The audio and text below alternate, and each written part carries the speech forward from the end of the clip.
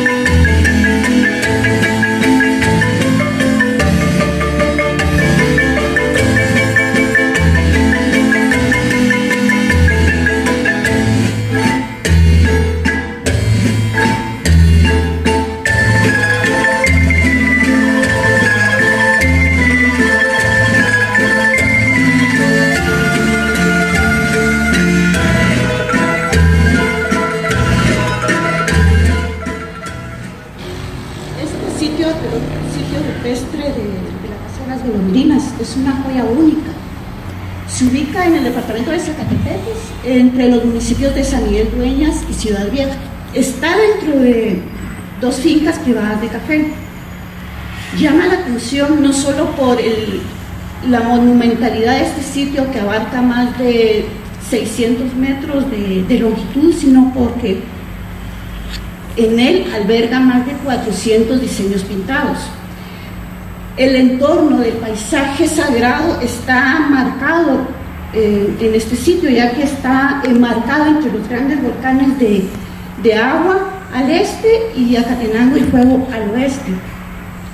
Tiene una orientación estratégica de este a oeste, y también este sitio está acompañado por el río Guacalate, que corre paralelo al sitio. Este río toma directo la orientación al sur y se va uniendo con el río Chihuahua, que va desembocando al Océano Pacífico. Esto es importante porque notamos de que este sitio se encuentra en una ruta natural de tránsito, ya que lo hace en contactos con las culturas del Pacífico. Un sitio monumental que ha llamado la atención tanto de turistas como investigadores, y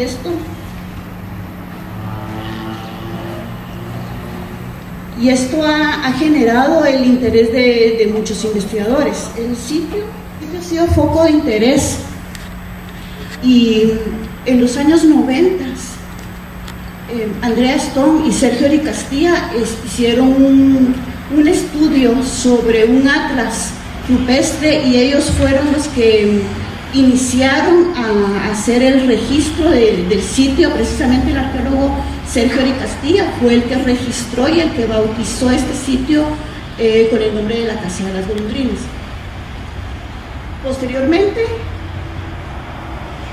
Posteriormente, entre los años 1997 y 2003, el equipo del proyecto arqueológico del área Cachiquel, dirigido por Eugenia Robinson y Marlene Garnica, se extendieron entre sus investigaciones y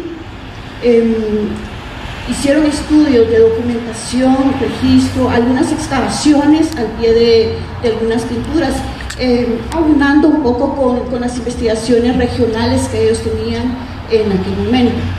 Posteriormente también el sitio fue foco de interés para evaluaciones de conservación de las pinturas y del casco histórico de la finca. Es en el año 2017 que, por invitación de uno de los dueños de la finca, invitaron a la doctora Galina a que se retomaran esas investigaciones, ya que tenían varios años de que no se le estaba dando mayor interés.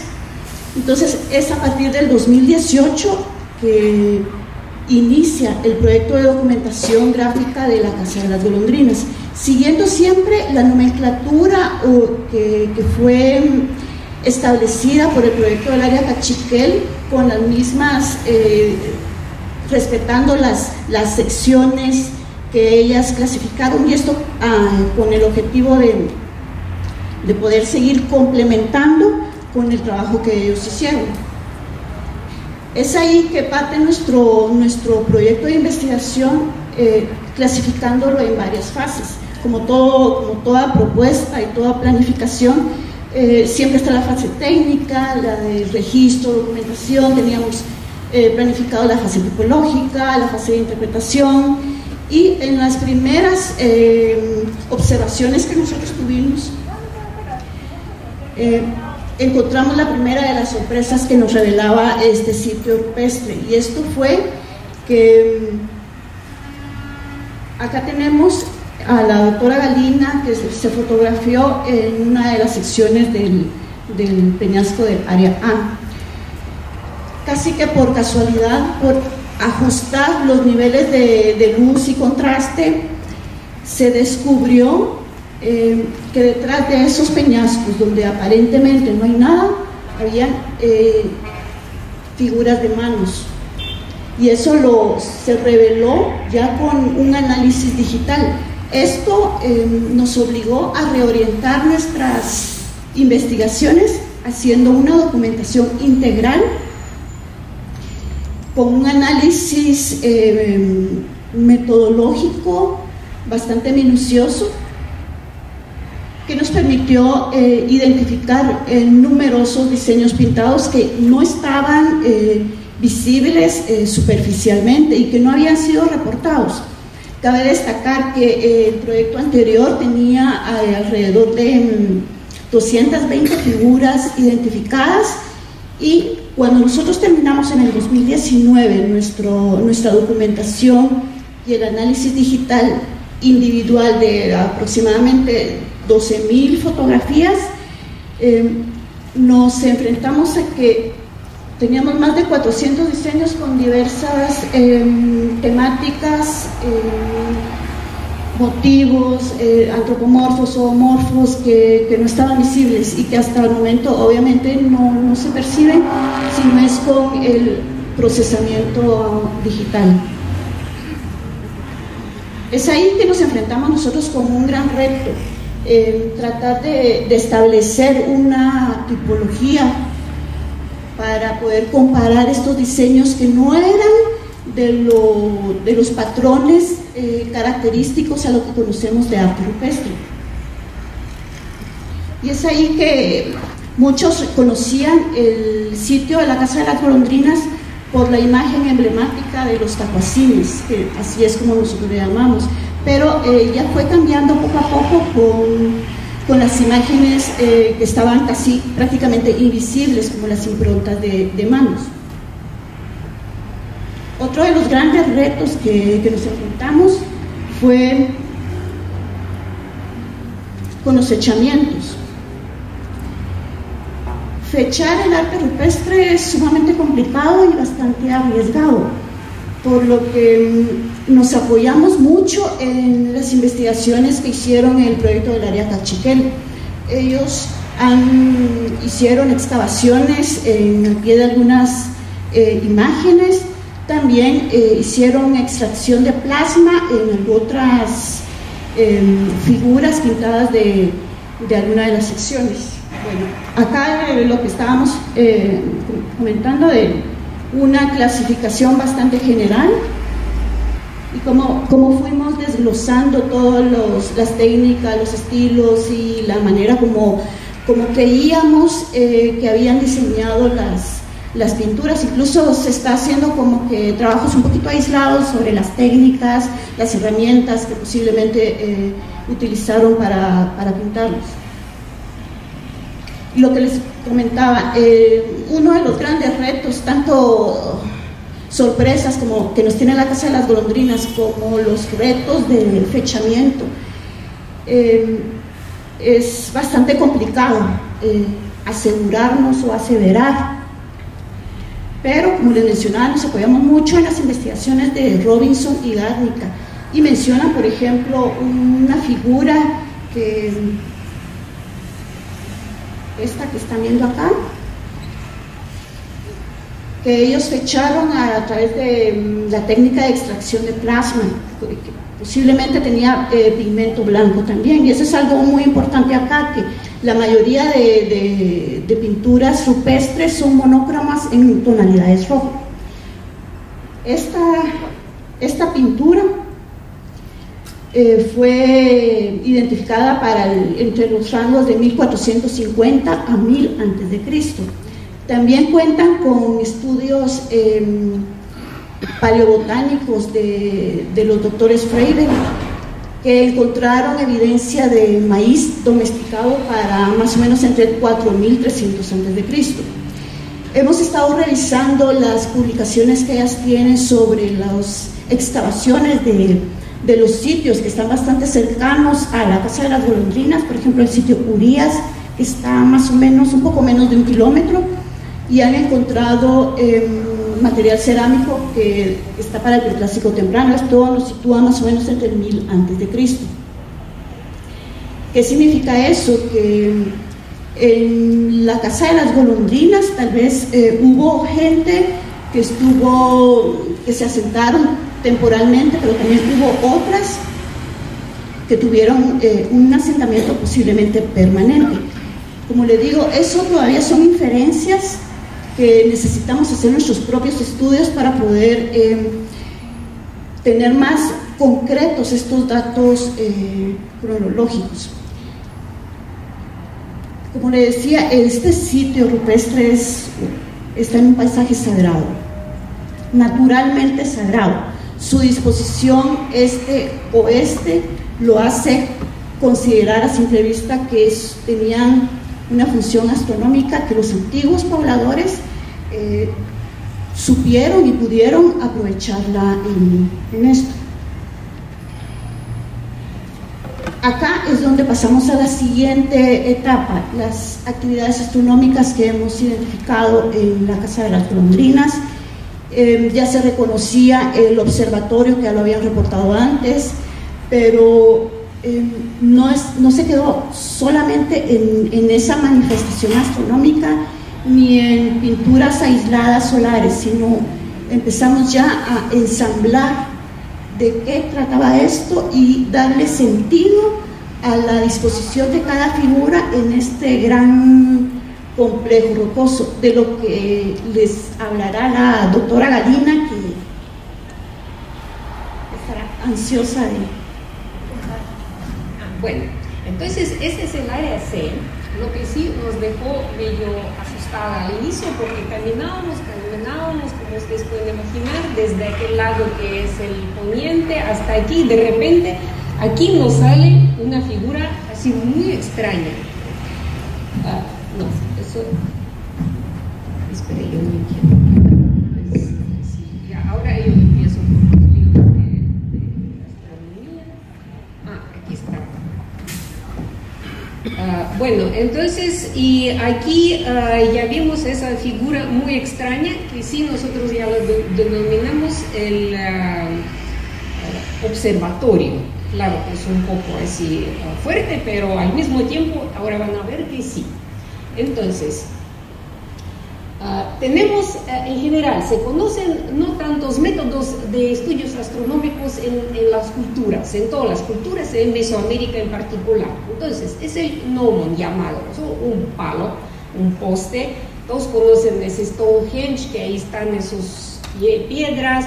Es cosa tan común que solo los ingleses andan con eso como que fuera algo excepcional. Entonces, aquí eso tenemos allá en DF prácticamente ese poste que estaba dentro de la pirámide y entonces tapado con lava volcánica, prácticamente en el territorio de la universidad, de la UNAM. Entonces, cuando empezaron a sacar, resultó que era más de 4 metros y sí era gnomon. O sea, el sol pegaba, la sombra se movía, ustedes pueden imaginarlo fácil y calculaban. Así cuando salía el sol bajaba, qué periodo del año, es lo más común en el mundo. Otro tipo también conocido en México es en Xochicalco, que entra la luz por un túnel en la cueva, así, y ahí en la tierra baja también marca posiciones del sol. Lo más también común es aquí, es ver el cielo en el agua, porque ustedes, bueno, me imagino cada uno de ustedes alguna vez había visto el cielo, entonces ahí uno se queda como tonto quebrándose el cuello, así mucho tiempo no aguanta y ahí se acaba el placer.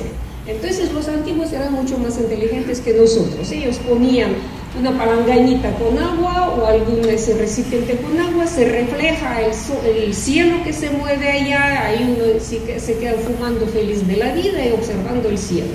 Y incluso que va a haber este año el equinoccio, entonces ahí se puede ver así como la luna tapa el sol y no hay que ponerse ni anteojos, nada, no te tapa el eclipse solar, entonces no se tapan los ojos, uno queda feliz viendo, observando cómo está pasando ese fenómeno. Y por ejemplo en los grandes así lagos, que también así en el agua así está quieta, se puede observar ahí, por ejemplo en el lago Amatitlán está el reflejo de la Cruz del Sur, pero claro, como siempre hay vientecito, entonces sale un poco borrosa, por eso es mejor poner una palangana. Entonces ahí sí lo tenemos así frente al Pacaya, toda esa belleza del mundo. Otras cosas que todos conocen, esas son las mediciones. Se mide las orientaciones de los edificios, de las calles. Eso es Tzipilcheltún, que es famoso por sus cosas así astronómicas, el templo de las famosas 7 muñecas que encontraron allá, y de allá sí era todo un complejo de observaciones astronómicas, y aquí hasta las fotos como se observa pasar el sol y los planetas por las ventanas del edificio. Esa el llamado observatorio de Chichén Itzá, aunque nadie sabe cómo se observaba allá y si de verdad era observatorio, pero así le llaman. Así como, por ejemplo, actualmente ponen telescopios en edificios parecidos. No sé si los mayas tenían el telescopio, pero el edificio sí se parece. Y una pirámide chiquita cerca a Chichén Itzá también, que tiene como unas ventanitas también para observar salidas y bajadas del sol. Aquí toda una construcción de Bashaktún, así como observar en relación así a los edificios. Allá está el Teotihuacán, con ese su camino de los muertos así interminable, y pirámides, y además el paisaje de montañas, y se puede ya analizar todas las posiciones solares que se puede observar. En general, eso en astronomía se llama astronomía fenomenológica, o sea, cosas muy comunes, observación del sol, de la luna, lo que se puede aplicar en la vida cotidiana. Pero en las golondrinas nosotros encontramos esta hermosa figura, ahí está, el malvado, así con su ojo, viendo, parado. Entonces, y sí pareció extraño, porque como ustedes pueden ver, parece un viejito jorobado, además que lleva su carga al estilo indígena, se amarrada a la cabeza. Y además, frente a él estaba esa piedra, que nosotros así, bárbaramente, primero la usábamos para subir en ella para tomar mejor las fotos, pero después nos dimos cuenta, no puede ser, porque la piedra está bien, en primer lugar orientada, en segundo lugar bien labrada, y esta parte indica justamente la orientación hacia el oriente, o sea, nada era casual. Y el ojo también así va de oriente hasta poniente, así atravesando. Entonces, pues ahí sí tiene que ser muy inteligente para entender que se trata de algo más que cualquier cosa así común y corriente, más que el ojo se miraba claramente que estaba hecho. Entonces aquí está la figura, aquí está el ojo, está el jorobado, que son figuras muy comunes para el arte mesoamericano. En general es antiguo antepasado que lleva así o con joroba o que lleva su caracol. Es decir, caracol es joroba. Y entonces es el viejito, el abuelo, eso como dicen ahora, que lleva la sabiduría. Entonces, el tipo de personaje es muy, muy típico para la cultura mesoamericana. Del otro lado, pensábamos, pues, al otro lado de la cara del viejito, y nada de eso. Aquí nos sale una serpiente, es decir, y la malvada se está riendo todavía. Y sale de la roca, igual con su ojo. Entonces, eso sí que pareció así curioso, porque, claro, en primer lugar uno de inmediato piensa en esas imágenes todavía olmecas, como esta, por ejemplo, el fresco de Uxtotitlán, de la cueva, donde dentro de la serpiente así plumada, así, o águila, como a veces me dicen, está sentado un personaje, o sea, doble figura, y también con un ojo así radiante del sol. Entonces ya las cosas parecían sospechosas. Aquí incluso nosotros vemos si las plumas se parecen como en la escultura iraní cuando hacían esas figuras así de aladas.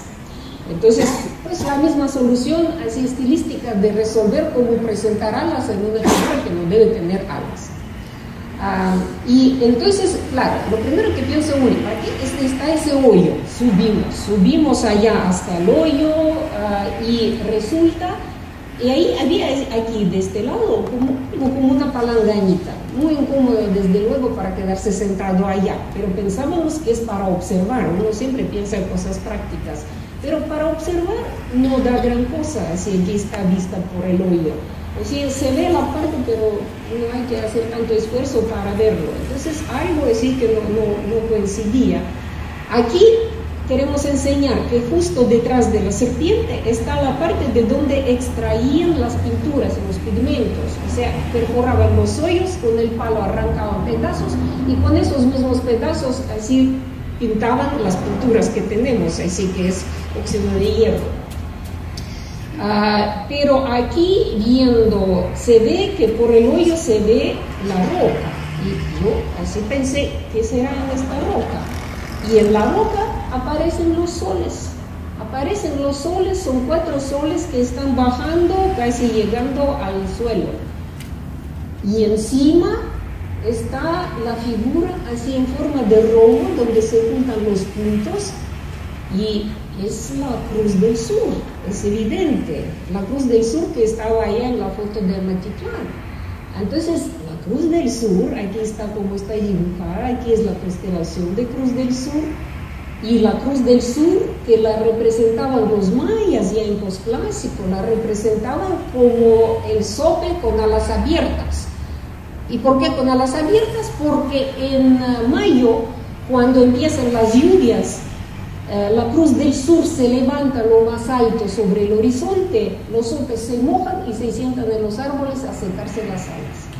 Entonces, y el texto que acompaña incluso así esas imágenes habla de la siembra, del inicio de las lluvias y de la siembra. Entonces, estilísticamente los mayas tenían el sope y esos antiguos tenían la figura así de la constelación. Eso sí que dejaba a nosotros así que no poder creer, porque es mucho más científico, digamos, que el malvado Soho.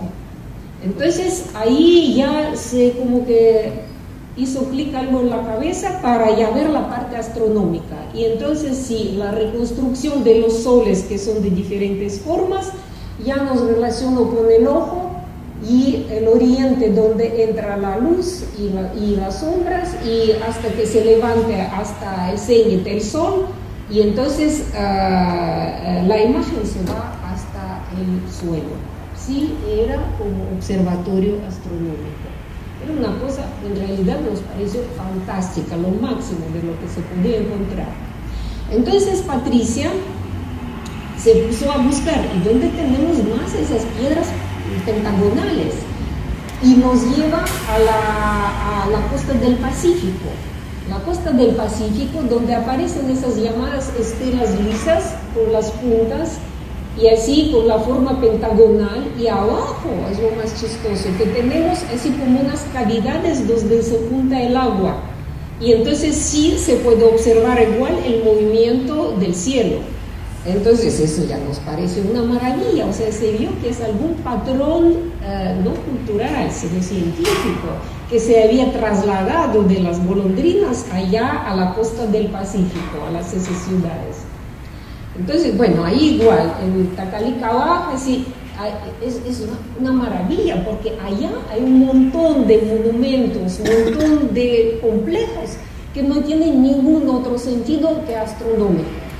Y eso sí, es evidente, era evidente antes, y ahora después de la Casa de las Golondrinas es una cosa que ni deja dudas, que se trata de la astronomía que llevaron desde las golondrinas, o no sé, tal vez hay algún otro sitio más, y ya lo reprodujeron en los sitios de la costa del Pacífico, sobre todo en Tacalicahuaca. Eso sí que es un encanto. Entonces, volviendo al área A y a la famosa así, lista de sorpresas, ahí regresamos al tema de las manos, que no se miraban. Las manos no se miraban, o sea, quiere decir que eran mucho más antiguas que las pinturas que aparecían ahí visibles. Entonces, y ahí nos pusimos a ver, pero ya teníamos en la cabeza el patrón, cómo dibujan, así astrogramas, cómo dibujan las constelaciones, los aquellos de la Casa de las Golondrinas. Y aquí apareció lo primero que llamó la lista, es eso, como lo llamaron en el proyecto anterior, la mariposa. Sí parece mariposa, pero cuando tú sabes que los puntos están juntando estrellas y juntamos las estrellas, ¿qué nos sale? Nos sale la constelación del Orión. Ese es el cinturón del Orión, así, o sea, todo. Y más con el colega que colaboró con nosotros con el programa en computadora, así nos demostró cómo se miraba el Orión en el 3-4 mil años antes de Cristo, y cabal era esa forma que nos daba ese programa estelario. Eso ya como que dio ánimo y ganas de ver qué más hay detrás de todo eso. Entonces, bueno, eso es el Orión. Pero todavía lo estamos viendo como disperso, así una cosa, otra cosa. Después aquí están así los puntitos que dibujaron sobre la mano, porque la mano no estaba visible. Entonces, y los puntitos ahí sí que también ya nos daban la idea de que no es solo porque sí. Entonces, aquí tenemos Pléyades. O sea, está la constelación de Pléyades, aquí está en el cielo, y aquí está así como la luz, sin dudas. Y más que, por ejemplo, las Pléyades, es evidente que las dibujaron viendo el reflejo en el agua. O sea, me imagino que el sacerdote, el astrónomo que sabía, puso a algún alumno suyo, mira, anda a pintar eso aquí, y aquel así ya haciéndolo. Entonces, y aquí está el Orión. Ahí está la constelación, aquí está la configuración, como lo presentan así los habitantes de la Casa de las Golondrinas. Y aquí también es el método que se elaboró de reconstruir la imagen, lo que nos permitió así dar mucho más imágenes. Pero ese astrónomo que trabajaba constelario nos dice, miren, dice, pero esta constelación se ve hace en el periodo 2000 años antes de Cristo o 3000 años antes de Cristo. Es muy lejos, no puede ser ahora, sí, ahora se ve un poco diferente. ¿Cómo será que es diferente? Pero después nos acordamos que ese proyecto de Área Chiquel había dado fechamientos de 6000 años antes de Cristo, 2000 años de Cristo, lo que parecía, como todos los arqueólogos son medio malvados, y cuando aparecen fechas que salen fuera del común, como que no creen tanto. Entonces es de buen gusto sospechar que no es correcto. Igual nosotros, así lo digo con toda sinceridad, eso se les pasó la mano algo con los fechamientos, aunque hicieron en varios laboratorios.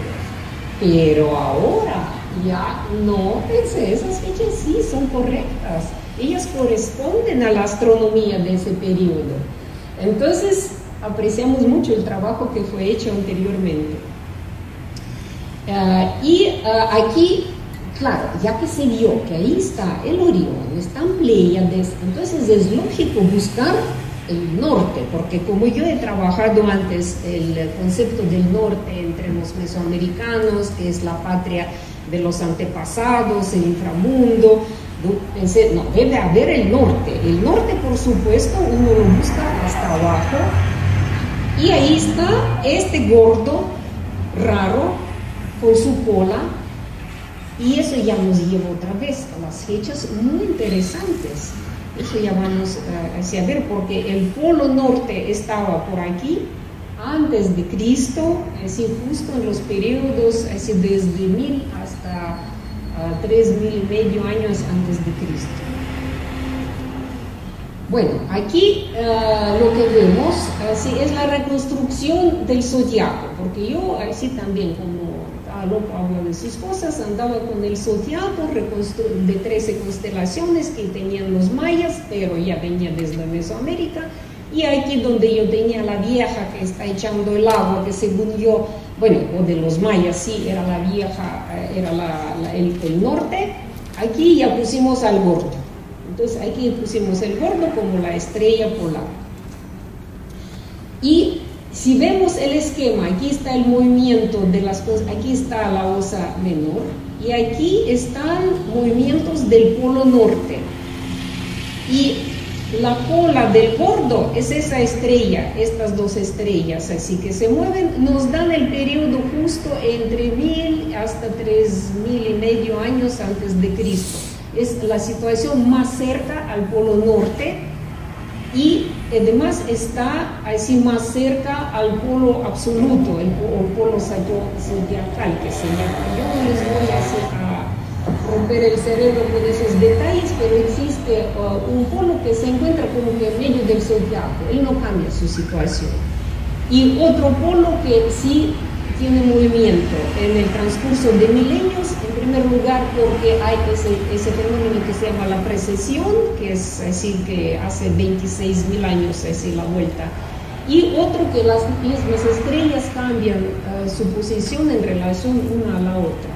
Entonces estaba claro que aquí teníamos el polo norte aquí, o sea, regresamos siempre a las fechas antes de Cristo, esos 3000 años antes de Cristo. Y aquí ya nos pusimos a pensar, es el mapa que pertenece al periodo no de después de Cristo, o sea, es mucho más antiguo. ¿Será que ellos querían reproducir esa imagen o hicieron en este periodo la imagen? Eso todavía hay que ver, pero sí se trata del cielo de este periodo. Aquí es el esquema del esquema zodiacal y al mismo tiempo el esquema del calendario maya que conocemos.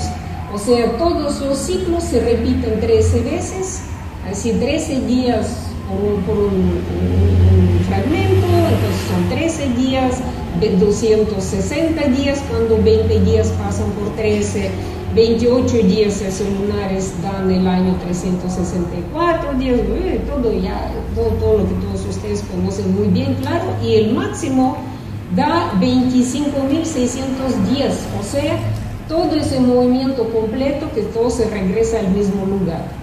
Y aquí tenemos el inicio de la cuenta del calendario, o sea, como empieza así con la cuenta larga, como se escribía desde esa fecha.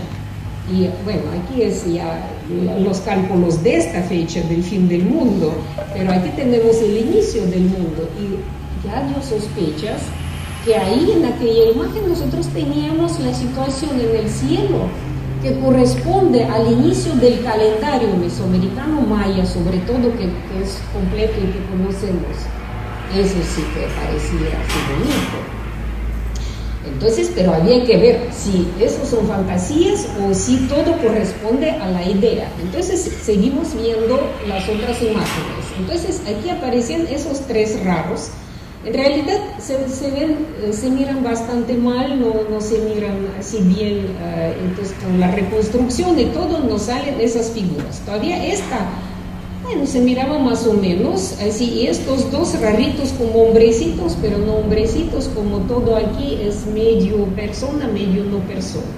Entonces estos tres, si agarramos la configuración de las constelaciones, digamos, en verde está como está en el viejo mundo, y en rojo está como están las figuras ya en casa de los golondrinas. O sea, es la configuración de las constelaciones con los cuales ellos miraban. Igual, en el viejo mundo no siempre las mismas puntas así se juntan para hacer las imágenes, pero si corresponde a esas estrellas. Entonces, incluso en el viejo mundo existe el triángulo Andrómeda, Perseo y Casiopeia, así lo determinaban. Y aquí están las imágenes medievales de esas tres, y aquí las tenemos en la casa de las golondrinas, son separados. Entonces aquí los de las golondrinas también lo identificaron como un triángulo y así lo presentaron.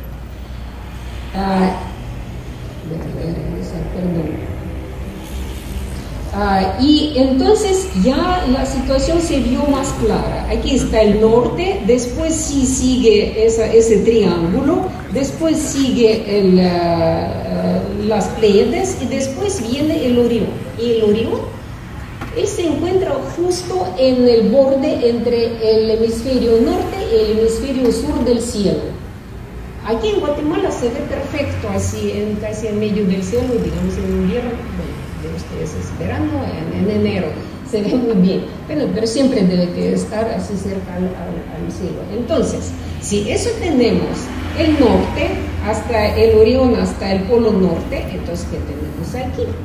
Es la pregunta. Y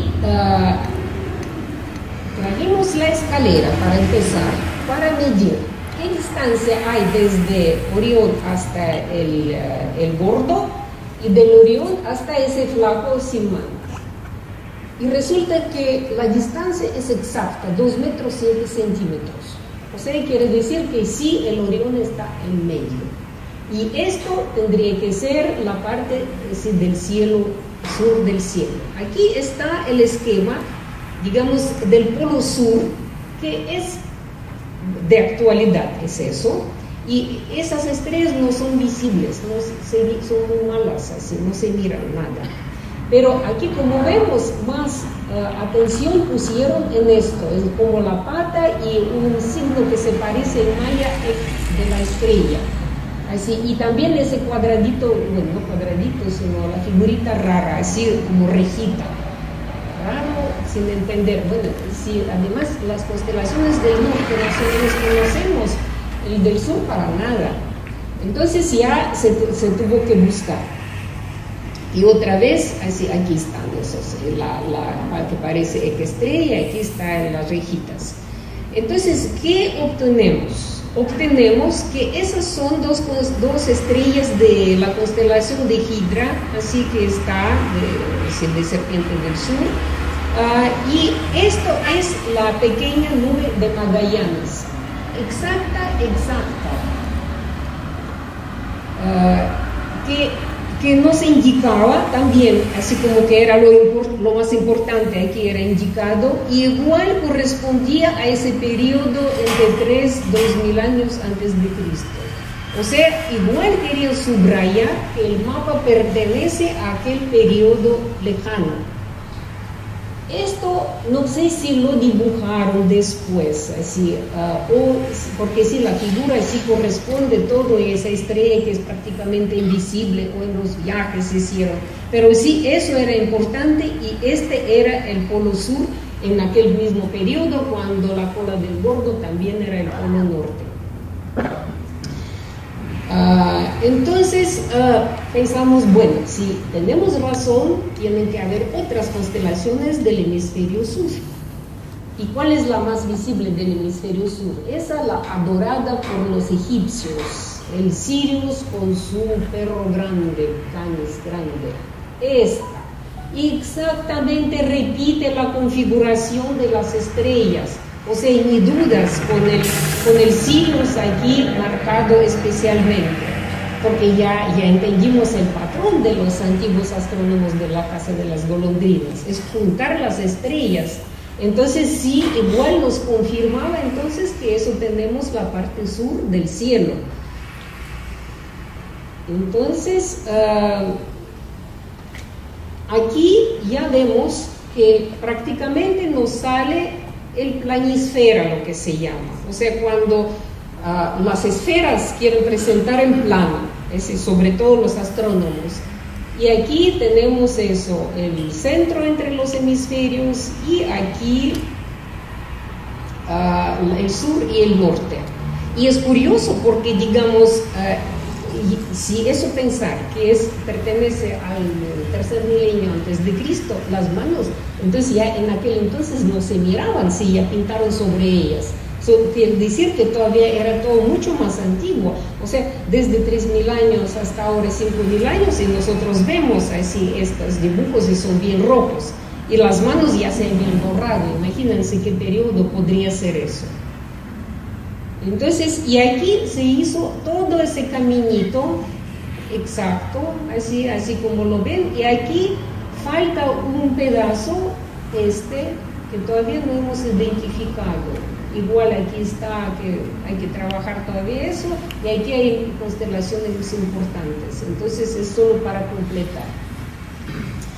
Entonces venimos otra vez al tema, porque el tema al inicio era, bueno, está en el río Guacalate, el agua, eso es lo que está muy evidente si cualquiera empieza con eso. Y entonces, y ahí recurrimos todo el río Guacalate desde el inicio de Chimaltenango hasta la entrada ya con el río Achiguate al Pacífico. Y es como pueden ver, es longitud 90, 49, 90, 47, 90 y 54. Imagínense, es prácticamente una recta exacta. Astronómicamente es increíble. Así que hacen desde el camino, desde el altiplano hasta el Pacífico. Y siempre indicaciones para el sur. O sea, ya regresamos como los mayas interpretaban. El norte lo que quedó atrás, el sur es la gran entrada, es la comida, es todo lo bueno. Y ahí ellos marcaban con las constelaciones, con los volcanes, y siempre esos dos volcanes que así dan la imagen así del camino, porque esos dos volcanes se miran desde aquí perfectamente bien, y desde aquí también se ve este camino. Y bueno, hasta ahora la carretera se hace por ahí mismo, es evidente. Y claro, que ya que habíamos hablado que al inicio era el problema de interpretar las imágenes, y la mayoría de las imágenes eran abstractas o geométricas, lo que no da ningún campo para la interpretación. Algunos poquitos son raros, así no dejan dar una interpretación buena, y el método de Yuri Knorozov de interpretación de las imágenes digamos de ese periodo, él dice que siempre tiene que haber una escena, secuencia y todo, y nos parecía no, que todos son separados, unos en el suelo, otros hasta 20 metros de alto, Pero sí tenemos escenas, pero escenas mucho más grandes que reflejan la escena del cielo. Entonces aquí podemos ver, en Europa el planisfera apareció solo en el siglo XVII después de Cristo. Aquí está eso, y ahí la mayoría es el zodiaco lo que hay, constelaciones conocían pocos.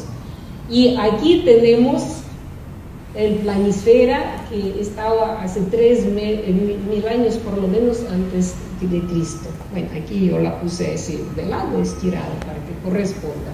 O sea, una cosa que da así para el entendimiento de la historia de la ciencia, así como abre un campo increíble. Todos, mira, andan los griegos, ay, ellos con la ciencia, ahora vamos a ver lo de los griegos, que todo es la ciencia. No, la ciencia fundamental apareció allá en la casa de las golondrinas, mucho antes de que apareció en el viejo mundo. Aquí para las comparaciones, así para que no digan. Entonces está Mesopotamia, claro, que es centro de civilización, así lo más común. Ahí tenemos, conocían Orión, Pléyades, Perseo, Leo, Escorpio, Sirius, por supuesto que eran de ellos importantes. Así movimientos del Sol, de Luna y otros planetas que llamaban chivos. Zodiaco ya dividían en 12 figuras que llamaban círculo de animales. El zodiaco, eso sí inventaron, el nombre inventaron los griegos, pero el zodiaco lo descubrieron los mesopotamios. Entonces, Alfa de Draco era polo norte en el tercer milenio antes de Cristo, o sea, allá donde vemos donde se acerca más la cola del gordo. Y aquí aparecen así algunas inscripciones, así, o datos sobre la visión del cielo de los mesopotamios. El otro que se habla siempre, claro, los egipcios. En realidad de la astronomía egipcia casi no se sabe nada, muy poca, muy poco. Entonces todo por descripciones, sobre todo del griego Heráclides Póntico, que trabajó con los sacerdotes de allá, recopiló y después ya escribió la astronomía griega. Entonces, y quedó muy poco desde luego de documentos, o sea, de fuentes, porque ahí sí que no hay muchos datos reales, solo las descripciones posteriores de los griegos.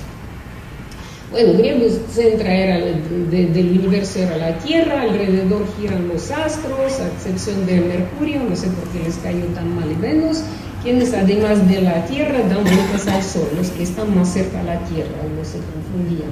Bueno, pero ahí estaba. Nada del mapa del cielo.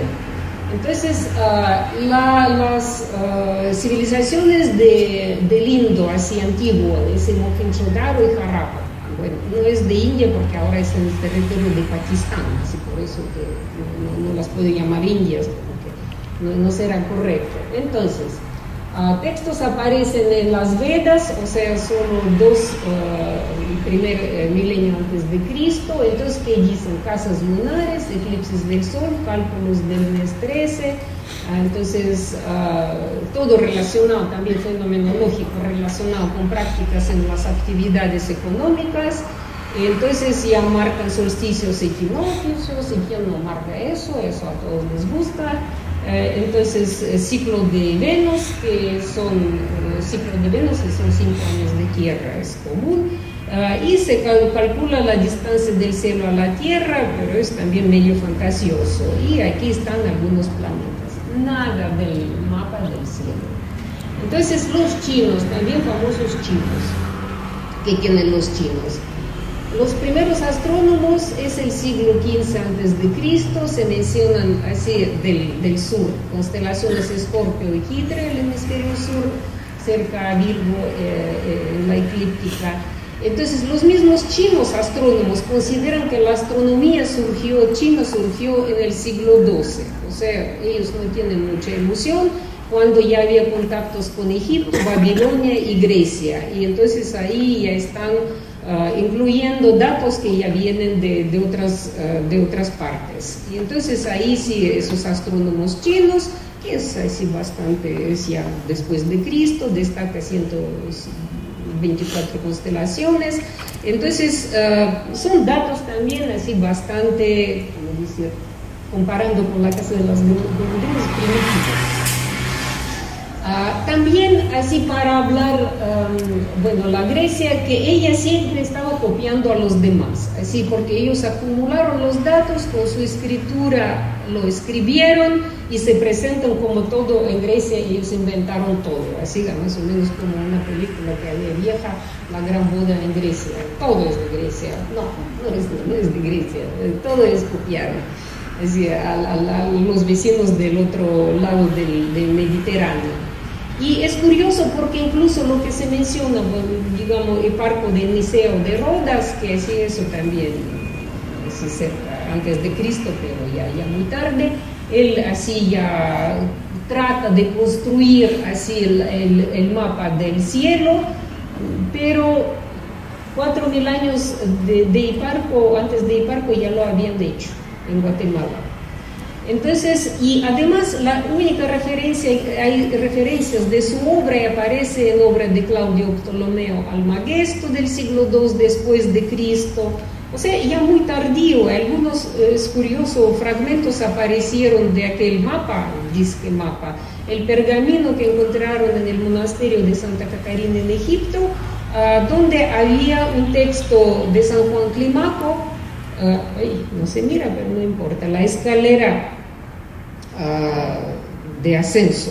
Entonces, y ese texto escribieron sobre los datos aquellos de la astronomía griega. O sea, también son cosas así, no pueden competir.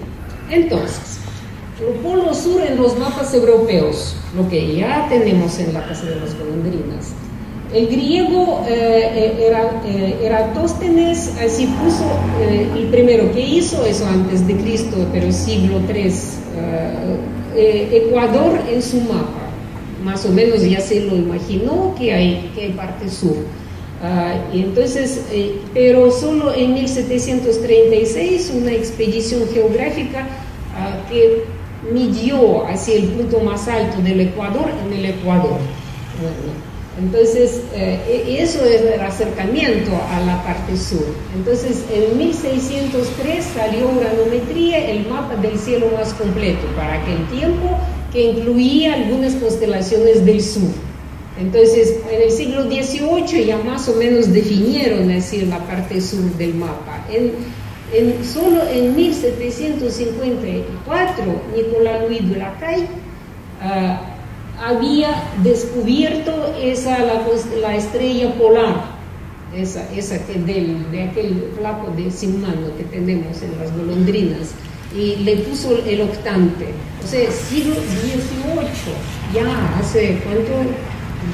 200 años, o sea, ni hablar. Entonces ahí están esos mapas. Bueno, entonces, ¿eran tan malos los astrónomos del viejo mundo? ¿Cuál es la causa del problema? No es tan, digamos, dramático, porque en realidad el polo sur se observa solo desde la longitud, latitud 15 en el norte, en el hemisferio norte. Entonces, la Casa de las Golondrinas sí entra ahí en aquel esquema que teníamos, se mira que es 14 siempre, o sea, se observa el polo sur. Pero estos pobres, mira, esos están más cerca a los egipcios, eso es los mesopotámicos, esto es chino, la capital del sur en China, así es el del norte todavía más lejos. Esos son los griegos que saben todo. Entonces ellos simplemente no podían ver el sur, los pobres. Entonces se hacían los viajes, porque teóricamente aquí, mire, el India, por ejemplo, desde aquí ellos podían caminar hasta aquí y observar el sur, pero no tenía importancia. La astronomía de ellos era la astronomía aplicada para siembras, para cultivos. No había necesidad de esos conocimientos, y el loco astrónomo de la Casa de las Golondrinas sí era un científico. A él lo que le interesaba la ciencia fundamental, que no servía para nada para sembrar, pero sí era ciencia. Y entonces sí, aquí surgió el primer mapa exacto y completo del cielo. Entonces, nosotros ya siempre volviendo a los mayas que nos dejaron más y más datos, porque teníamos escritura. Entonces, claro, ¿qué conocemos de los datos mayas? Así, Vía Láctea, Sutiaco, 5 planetas, con 2 nombres cada uno por sus ciclos. Entonces, Luna y Sol, por supuesto, registro de eclipses solares lunares, temporadas de lluvias que calculaban con los meteoros, así, temporadas de lluvias de meteoros, perdón, que calculaban con meses lunares. También registro de cometas importantes, equinoccios, solsticios. Eso era importante para los cálculos calendáricos, pero siempre cosas prácticas, a lo que nosotros rescatamos de los mayas. Aquí ya no tenemos presentados nada astronómicamente como el patrón de la casa de las golondrinas. Ellos presentan ya figuras, ya con los cuentos medio llamados mitológicos, en realidad son puramente astronómicos. Así tenemos así las fechas de la cuenta larga. Aquí están los meteoros de medio año lunar zodiaco. O sea, los mayas también, por lo menos lo que nos quedó son conocimientos prácticos. No hay datos, así, no hay fuentes que nos hablen de la ciencia fundamental, o sea, ciencia por la ciencia. Pero es curioso que en la casa de las golondrinas aparece este signo, que es del postclásico, y es del centro de México, el signo calendárico que sí corresponde al centro de México. Y nosotros primero pensamos, ¿será que alguien vino y solo puso así como igual los que vienen a dañar así el sitio, sus inscripciones? No, al parecer que sí, esos que vinieron del centro de México entendían bien el sentido de todas esas pinturas que aparecen en la casa de las golondrinas, y por eso no dejan otra inscripción que la inscripción calendárica para marcar que ellos sí entendieron, o puede ser que se sabía que ahí está esa información básica, digamos, para la astronomía. Y es curioso que la forma de crear las estrellas, o sea, haciendo la configuración, juntando las estrellas, y así sale la forma de las constelaciones, es una lengua muy formal, así como matemática, como en química, las fórmulas, y es algo como esta lengua que inventaron cósmica para comunicarse con los extraterrestres. O sea, algo que no lleva ningún contexto complementario, solo lo básico. Entonces, sí, es una abstracción absoluta lo que manejaban los antiguos habitantes de la casa de las golondrinas. Bueno, y conclusiones. Lo que nos dio así fantásticamente el análisis solo de este panel central de la zona A. Primero, se descubrieron los patrones para presentar el cielo estelar, patrón astrográfico para marcar la configuración de las constelaciones contando estrellas, lo que ya había repetido.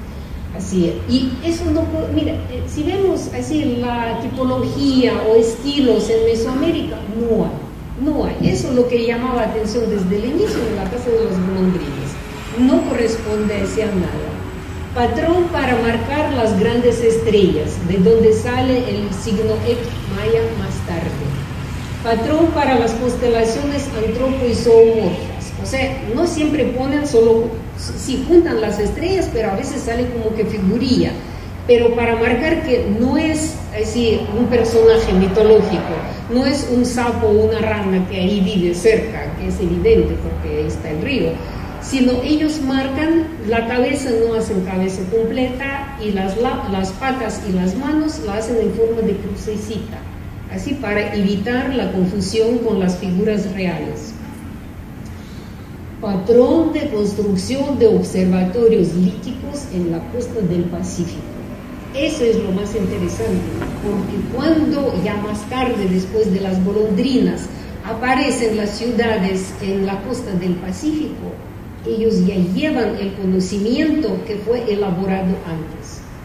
Yo me acuerdo que cuando yo estudiaba en la universidad, bueno, había como que dominaba un concepto marxista, que es decir, cuando ya empieza a surgir el exceso de producción, entonces la sociedad libera a unos ciertos personajes que pueden ya no trabajar, sino dedicarse a la ciencia. Así como que parece lógico, pero es absurdo. La ciencia, con ningún dinero se conecta a la cabeza. Entonces, la ciencia aparece, antes aparece la ciencia, y después, a base de esa ciencia, ya aparecen nuevas formas de producción, de construcción, de todo. Entonces, y esa es una prueba increíble para toda la historia y de la ciencia y historia en general, lo que nos da la Casa de las Golondrinas. Y los sitios de la costa del Pacífico, ellos llevan el conocimiento y lo empiezan a reproducir. O sea, esa astronomía increíble que ya existía en la costa del Pacífico. Por eso es muy interesante ver así de verdad cómo eso empieza a pasarse, porque todos sabemos que había olmecas, había, digamos, con el modelo así horizontal estirado de las ciudades, que pasó, por ejemplo, en Teotihuacán, igual se reprodujo. Y los mayas aparecen con otro tipo de complejos, que son así rectangulares, de cuadrados, acrópolis. Y sí, eso ya viene como herencia, al parecer, desde la costa del Pacífico. O sea, ya podemos entender, tal vez, ya claro, con estudios, el modelo de formación cultural en toda el área mesoamericana. Entonces, las pinturas rupestres parcialmente conservadas, porque ahí falta mucho, ya vamos a ver otras cosas, resultaron ser un planisferio exacto, creado por algún antiguo astrónomo mesoamericano desconocido. Así como Knorozov decía siempre, no importa dónde esté el científico, el astrónomo, en el viejo mundo, en el nuevo mundo, en África, en Australia, él siempre se dedica a lo suyo, a estudiar. Entonces, y ahí sí que tenemos esta cosa de, ¿cómo decir? No sé ni cómo llamarlo, pero algo superior a todo lo que existe en la parte de la ciencia y del pensamiento científico. El astrónomo de la Casa de las Golondrinas pudo diseñar lo que no se logró en el viejo mundo. Creó el planisferio astronómico completo, incluyendo el polo norte y el polo sur, antes de que los demás en el mundo llegaron en la ciencia a hacerlo así, o sea, adelantó la ciencia fundamental europea de 2.000 años antes de Cristo, o incluso más. Eso ya vamos a ver después. Bueno, entonces sí, muchas gracias, porque sí les agradezco mucho, que es solo inicio del trabajo, que sí, como un regalo nos cayó. Ahí hay otras zonas, como Patricia había indicado, donde sí falta trabajar y algunos elementos ya se ven y dan ganas de seguir trabajando. Y a quienes les interesa la astronomía, pues sí, pueden integrarse al grupo, porque vamos a estar encantados, es un trabajo muy grande. Y entonces, pues yo creo que sí, eso para Guatemala es un fenómeno que sí la pone en primeras filas en la historia de la ciencia. Muchas gracias.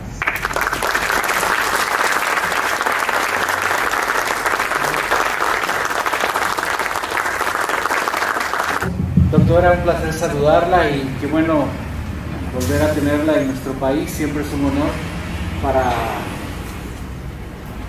las instituciones. No, ahí sí suena.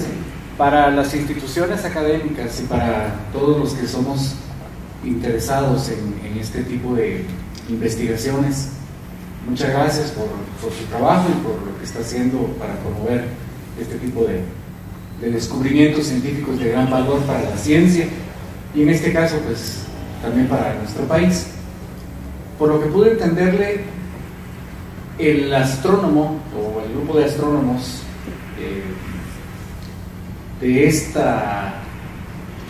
del desarrollo de este mapa espectacular estaban ubicados en el tiempo, en el periodo preclásico maya, similar al de Abaj Takalik, o antes de Abaj Takalik. Antes de ellos. Antes, sí. Eso es lo que decía, que sí, como que pensamos que el proyecto anterior así exageró en fechas. No, las fechas sí son buenas. 6.000 años antes de... Incluso hasta eso se puede hablar, y lo de las manos borradas ni sabemos hacia qué periodo puede venir. Sí. Es increíble todo eso. Sí, la verdad sí. Bueno, muchísimas gracias, muy amable. Gracias. ¿Qué preguntas más? Sí, por favor. Muchas gracias. Ahí está el micrófono. Y muchas gracias, doctora. Una pregunta. Entiendo pues de que esto fue por seres humanos muy antiguos que estuvieron asentados en esa área algún tiempo, me imagino, para estar haciendo ese mapa, ¿verdad? Sí. Ese mapa. Y en un momento se ha pensado qué tipo de tribu o quiénes fueron. Pues obviamente han sido antes de los mayas, por la cantidad de años que se está hablando allí, ¿no? Entonces tienen que haber sido algunas personas que se sentaron ahí, se asentaron ahí, vivieron ahí, pintaron eso, hicieron ese mapa astronómico. ¿Se tiene algún registro, se cree o se piensa, o en algún momento en esa área habrá, tal vez haciendo excavaciones o algo, encontrar rasgos del asentamiento? Bueno, nosotros no hemos trabajado, no habíamos excavado. Es decir, las fechas que se dan nos dicen que sí, durante milenios allí vivía gente, porque incluso cada área sí tiene sus fechas, sí, con diferencia en fechas.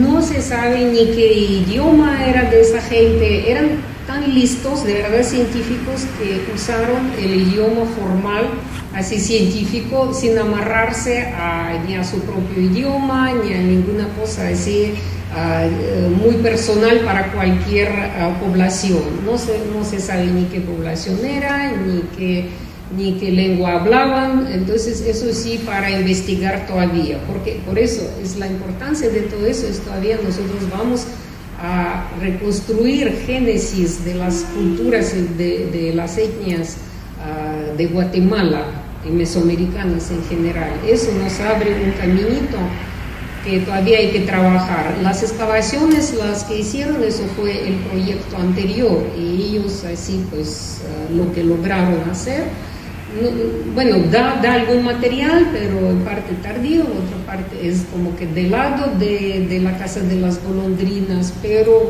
en realidad habría que hacer mucho más trabajo de excavación, porque nosotros habíamos invitado, por ejemplo, a hacer como un reconocimiento a un edafólogo, así especialista justo de los suelos de las culturas antiguas, e incluso su visión superficial así nos dio muchos temas buenos así para pensar, y yo espero que sí lo vamos a seguir trabajando y seguir pensando.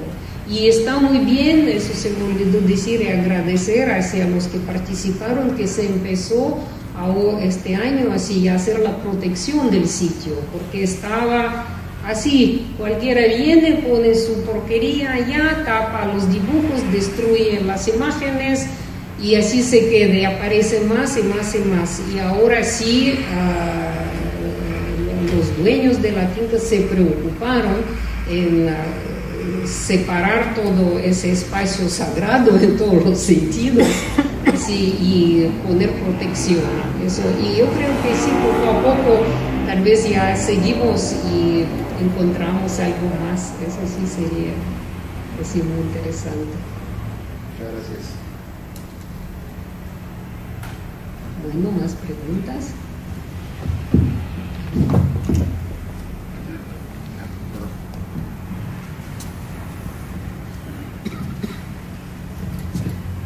Muy buenos días a cada uno de ustedes y un gusto de conocerla por este medio, doctora Galina. Mi nombre es Marcelo Vicente, representante de la Asociación de Sacerdotes Mayas de Guatemala.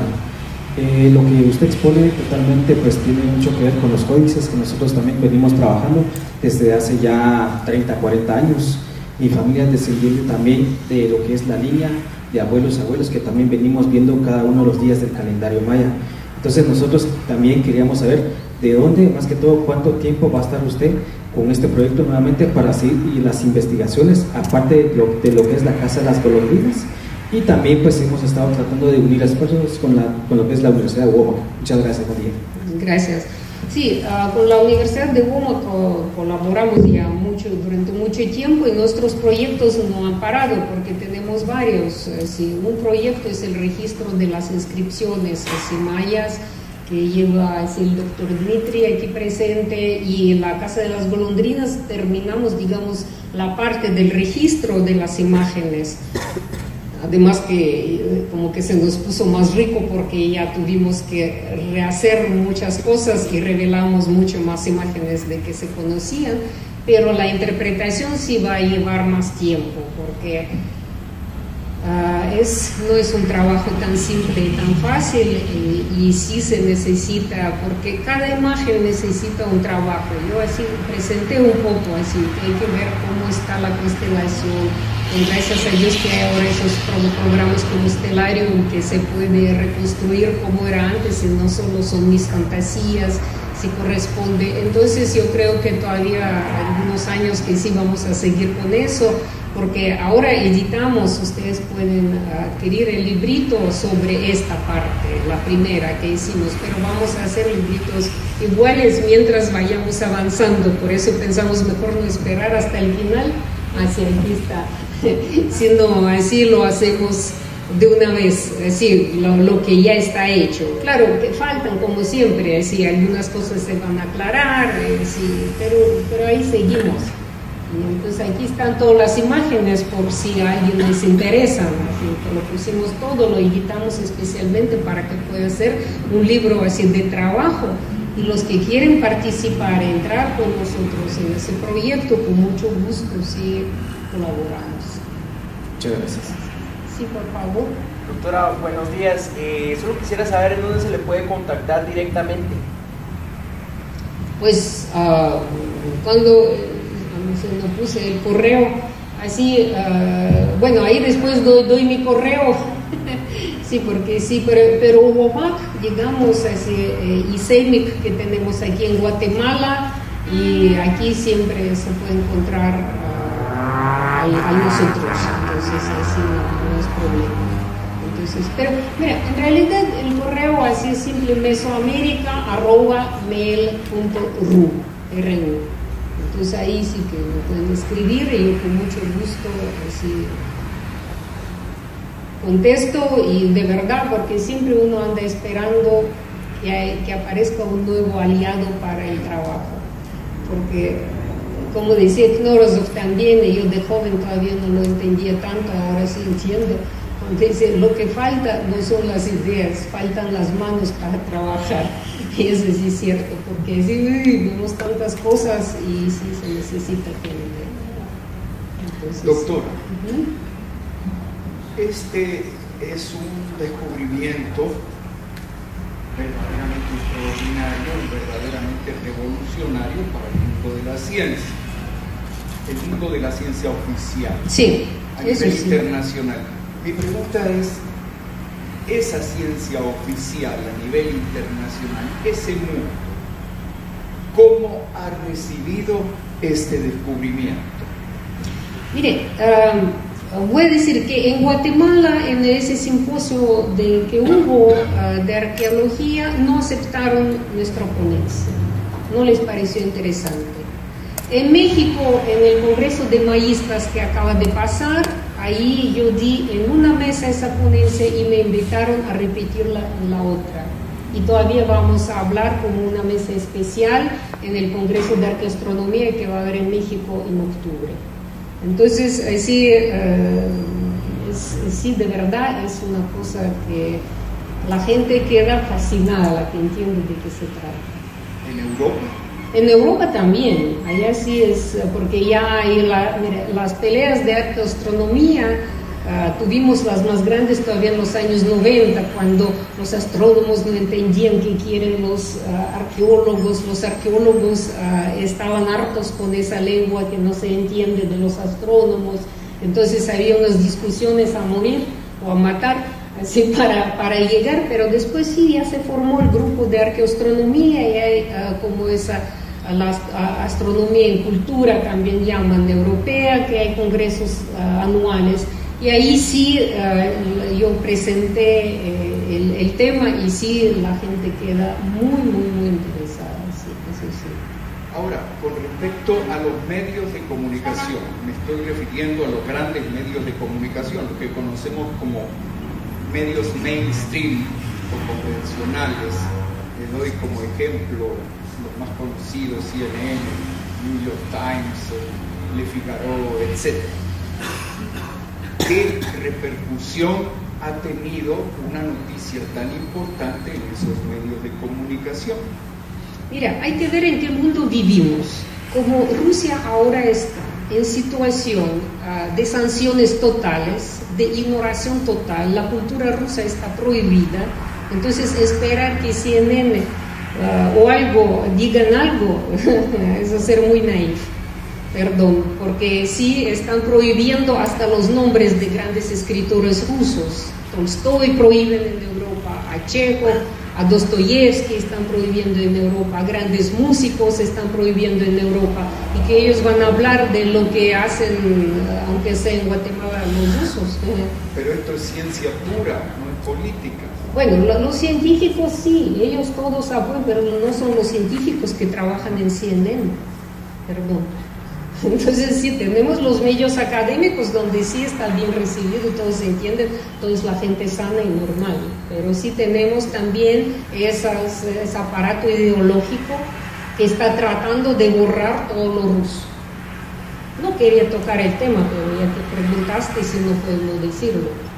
Entonces ellos van a poner solo alguna porquería, alguna mentira que ahora salen por montones, eso sí, ahí lo estamos viendo diario.